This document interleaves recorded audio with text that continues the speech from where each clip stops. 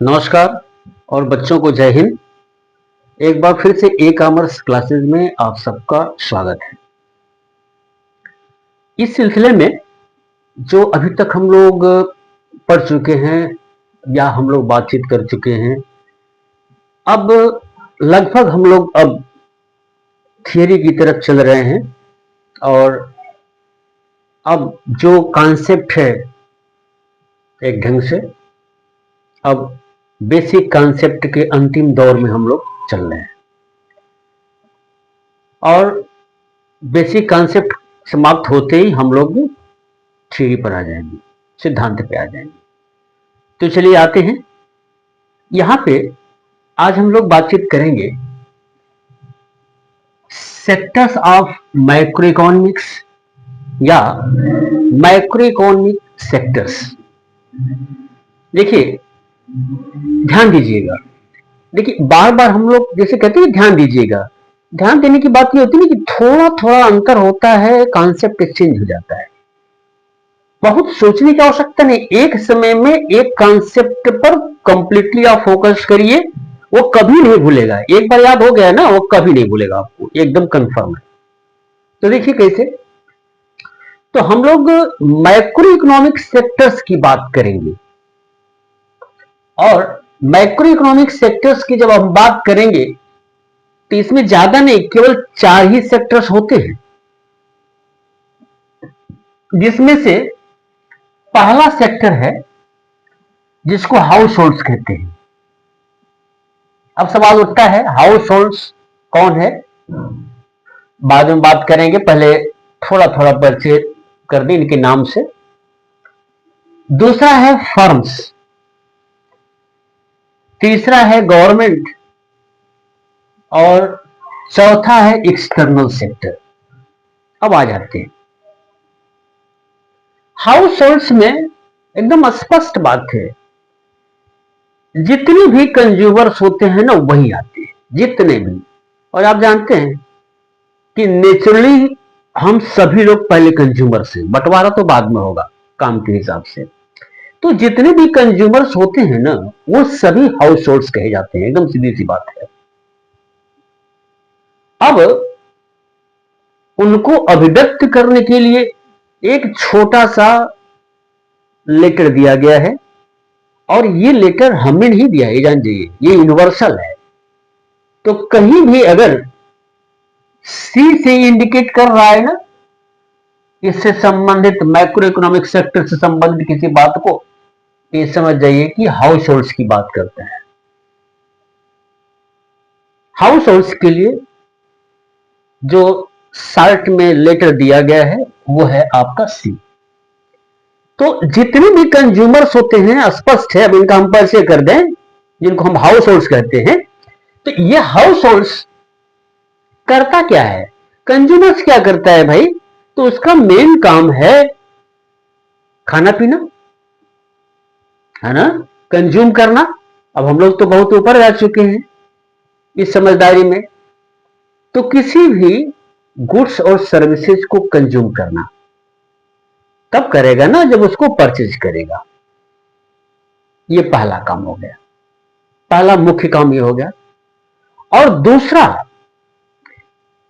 इतनी बार हम लोगों ने 4 फैक्टर्स की बात की, 4 कारक की बात की जो किसी भी गुड्स और सर्विसेज के प्रोडक्शन के काम में आते हैं। तो आखिरकार ये मिलता कहां से है, तो इसका जो सप्लायर होता है वो यही हाउस होल्ड्स होता है, यही कंज्यूमर्स होते हैं। यही जो कंज्यूमर्स होते हैं ये चारों फैक्टर्स को सप्लाई करते हैं। चारों फैक्टर्स को सप्लाई करने की जिम्मेदारी सिर्फ हाउस होल्ड्स को है। और 4 फैक्टर्स बहुत ही बेहतरीन ढंग से हम लोग पढ़ चुके हैं और वो है land, labour, capital and entrepreneurship. यही 4 फैक्टर्स के जो मालिक है ना वो कौन है, हाउस होल्ड्स है। हाउस होल्ड्स मतलब कंज्यूमर्स, मतलब हम और आप है, सीधी सी बात है ना। जमीन का मालिक कौन है, आप और हम। लेबरर कौन, आप और हम। कैपिटल का मालिक कौन, आप और हम। और इन सभी फैक्टर्स को ऑर्गेनाइज करने वाले भी आप और हम, एंटरप्रेन्योर भी हम ही लोग हैं। तो चारों फैक्टर के मालिक हम ही हैं, यानी हम सभी लोग हैं, यानी कंज्यूमर्स हैं। अब जिसे चाहिए हम उसे देंगे। यही परिचय है किसका? हाउस होल्ड्स का। जब भी हाउस होल्ड्स की जिक्र है कि पैसे कराइए, होता क्या है? तो स्पष्ट है कि ये माइक्रो इकोनॉमिक सेक्टर्स में से पहला सेक्टर है और जिसको इंडिकेट करते हैं कैपिटल लेटर सी से। और उसका काम क्या होता है भाई? तो मुख्य काम होता है किसी भी गुड्स और सर्विसेज को परचेज करना, खरीदना। तो खरीदेगा किस लिए? उसका उपभोग करने के लिए, कंज्यूम करने के लिए, खाने पीने के लिए। और नेक्स्ट वन जो बात आती है वो ये आती है कि जो चार फैक्टर्स होते हैं किसी भी गुड्स और सर्विसेज की प्रोडक्शन करने के लिए अर्थव्यवस्था में, तो उन चारों फैक्टर्स का मालिक भी यही हाउस होल्ड ही होते हैं, यही कंज्यूमर्स ही होते हैं।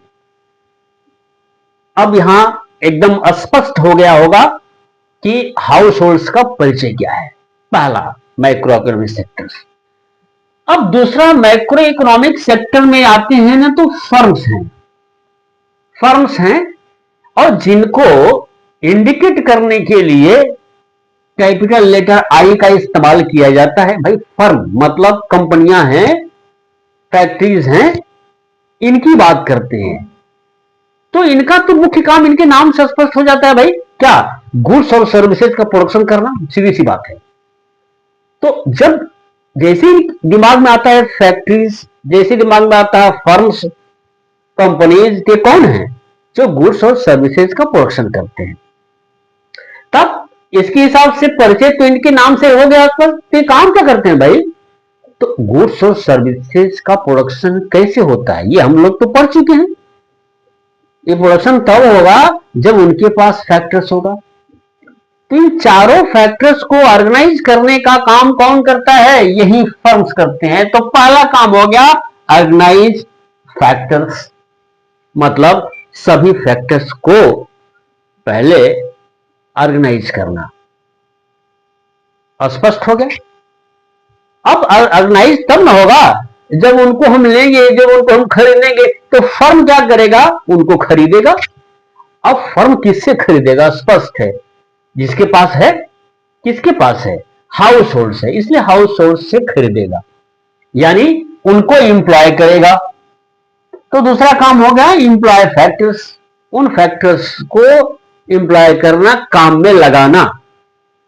चलिए भाई काम में लगा दिए। अब जब काम में लगा दिए तब प्रोसेस ऑफ प्रोडक्शन, यानी अब जो भी मार्कर, जैसे है मार्कर का अगर प्रोडक्शन करना है ना, तो मार्कर कैसे बनेगा, किन किन चीजों की आवश्यकता होगी, कहां कहां से हम इसके लिए जिस चीज की आवश्यकता है खरीदेंगे। अगर खरीद लिए तो सबको हम कैसे ऑर्गेनाइज करेंगे इस हिसाब से, ताकि मार्कर ही बने, कुछ और ना बन जाए। तो इसको कहते हैं क्या? Process of production. एकदम सीधी सी बात है, प्रोसेस ऑफ प्रोडक्शन। यानी इस मार्कर के प्रोडक्शन में जिन कामों की आवश्यकता होती है फाइनली प्रोडक्शन से पहले, वो सब प्रोसेस में आता है। यानी फैक्टर्स को खरीदना, उनको ऑर्गेनाइज करना, उनको काम पर लगाना, और अंततः उन सबको एक ढंग से, इस ढंग से चलायमान करना कि इसका प्रोडक्शन हो जाए। तो फर्म का यही काम है क्या? कि जो फैक्टर्स हैं उनको ऑर्गेनाइज करना, उनको काम पे लगाना, और फिर अपना प्रोडक्शन का जो कार्यक्रम है, जो प्रोसेस है, उसको चलायमान करना, ताकि अंततः जिस किसी भी गुड्स का प्रोडक्शन करना हो, प्रोडक्शन आराम से हो जाए। चलिए ये तो हो गया। अब तीसरा सेक्टर है मैक्रो इकोनॉमिक सेक्टर। सरकार, गवर्नमेंट है भाई। अब देखते हैं, गवर्नमेंट तो नाम लेते ही हम सभी लोग जानते हैं, है ना, परिचय देने की आवश्यकता नहीं है। फिर भी चूंकि लिखना है ना, तो परिचय देना जरूरी है। जानने को तो हम सब लोग जानते हैं, और स्पष्ट जानते हैं वही है, कोई दूसरा कुछ नहीं है। तो देखिए गवर्नमेंट, तो अब गवर्नमेंट तो स्पष्ट है ना भाई कि जो आपके एरिया को, मतलब आपके डोमेस्टिक टेरिटरी को, अगर हम अर्थशास्त्र की भाषा में बात करें, तो उनको गवर्न करता है, उसे गवर्नमेंट कहते हैं। तो भाई वो गवर्न कैसे करेगा? लॉ एंड ऑर्डर के हिसाब से। तो लॉ और ऑर्डर कौन देता है? सरकार देती है, गवर्नमेंट देती है। तो पहला उसका काम है। ये बताइए कि सरकार को लॉ एंड ऑर्डर देने की आवश्यकता क्यों है? अगर हम लोग सभी अर्थशास्त्र के विद्यार्थी अगर बात करें तो लॉ ऑर्डर से क्या लेना देना है भाई? है लेना देना ना, कि जिस काम में आप लगे हुए हैं, है ना, आप क्या चाहते हैं कि आपके देश का विकास हो। तो आपके देश का विकास के ऊपर ध्यान जब तक वो नहीं देगा, यानी सभी चीजें डिसिप्लिन में नहीं रहे, सब उथल पुथल रहे, आपको इंफ्रास्ट्रक्चर न मिले, कहीं कुछ बिजली पानी की व्यवस्था न हो, तो हो पाएगा नहीं। तो ये सब चीजें कौन देगा? गवर्नमेंट देगी भाई। तो ऐसे कंडीशन में ये सभी मिलेगा, तो उसे कहते हैं क्या? लॉ एंड ऑर्डर, जो गवर्नमेंट प्रोवाइड करता है।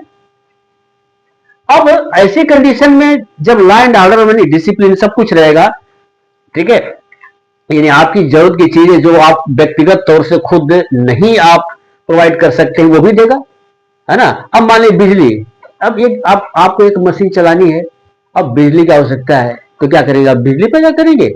नहीं भाई, गवर्नमेंट देगी, क्योंकि गवर्नमेंट के पास ढेर सारा टैक्सेस के माध्यम से पैसा इकट्ठा होता है। और गवर्नमेंट तो कल्याण के लिए होता ही है ना भाई, हम लोगों के लिए। गवर्नमेंट किसका है? हम सबका है, हमारे लिए है। तो गवर्नमेंट बिजली का उत्पादन करेगी और जितनी हमारी जरूरत है उतनी देगी, और उस हिसाब से भैया जितना पैसा चाहिए आप ले लो। सड़क चाहिए, गवर्नमेंट सड़क देगी। डैम चाहिए, गवर्नमेंट डैम देगी। तब ये सभी उसी में आते हैं, ताकि सही ढंग से सुव्यवस्थित रूप से आपके देश का विकास हो सके। मान लीजिए विकास का कार्यक्रम चलता रहा, फिर उथल पुथल होने लगा, तो आप घबराएंगे नहीं? बिल्कुल घबराएंगे। तब उसे स्टेबल करना, यानी उसको सही ढंग से समुचित रूप से स्थायित्व प्रदान करना भी इसका काम है गवर्नमेंट का। तो आपका तीसरा मैक्रो इकोनॉमिक सेक्टर्स हो गया। अब आते हैं चौथे पे। अब देखिए चौथा मैक्रो इकोनॉमिक सेक्टर क्या कहता है? यह है एक्सटर्नल सेक्टर्स भाई, मतलब बाहर का क्षेत्र। बाहर का मतलब क्या? आपके डोमेस्टिक टेरिटरी के क्षेत्र से बाहर, यानी बाहर के जितने भी देश हैं उनसे थोड़ा संबंध है आपका अर्थशास्त्र में। अब संबंध क्या है?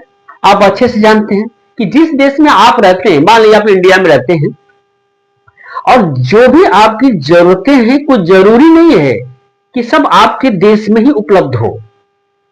अगर उपलब्ध न हो तो क्या करेंगे आप? चुप हो जाएंगे? नहीं। आज के ग्लोबलाइजेशन के जमाने में जहां सभी देशों से सबका संपर्क है, चुप रहना अच्छी बात नहीं है, ताकि आपकी आवश्यकता की पूर्ति हो जाए। चुप क्यों रहे भाई? जब मिल जाएगा तो चुप क्यों रहे, और आसानी से मिल जाएगा। तब जो गुड्स, जो चीजें आपके देश में उपलब्ध नहीं है, उसको हम लोग बाहर से खरीदते हैं। अब बाहर से हम खरीदेंगे, घर में नहीं खरीदेंगे, तो उसी को हम इंपोर्ट कहते हैं। कुछ भी अगर हम बाहर के देशों से खरीदें तो उसे हम इंपोर्ट कहते हैं। अब बाहर के काम हुआ ना भाई, तो ये एरिया कहां है? बाहर का है।